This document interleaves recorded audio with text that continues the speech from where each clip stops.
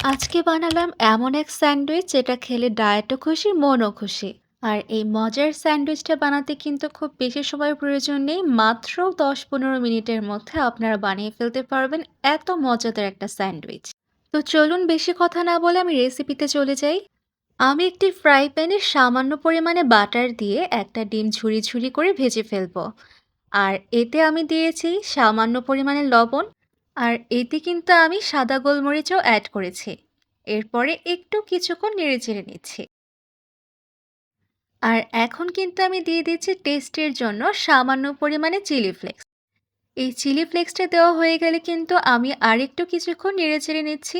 আমি স্যান্ডউইচের জন্য কিছু চিকেন আগে ভেজে রেখেছিলাম, সেটা কিছুটা ছিঁড়ে ছিঁড়ে দিয়ে আমি ভালো করে ভেজে নিচ্ছি এই ডিমটার সাথে।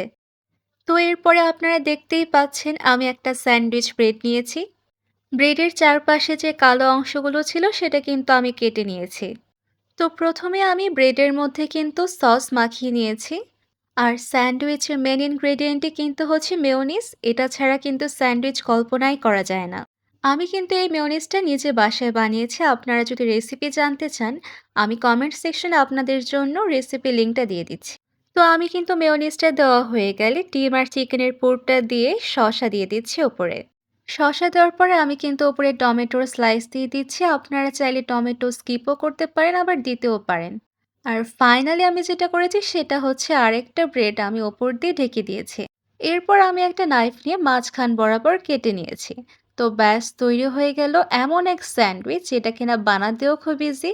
আর খাওয়ার কথা আর কি বলবো, খেতে তো এক কথায় অসাধারণ। তো আমার আজকের রেসিপিটা কেমন লেগেছে কমেন্ট সেকশনে কিন্তু অবশ্যই জানাবেন।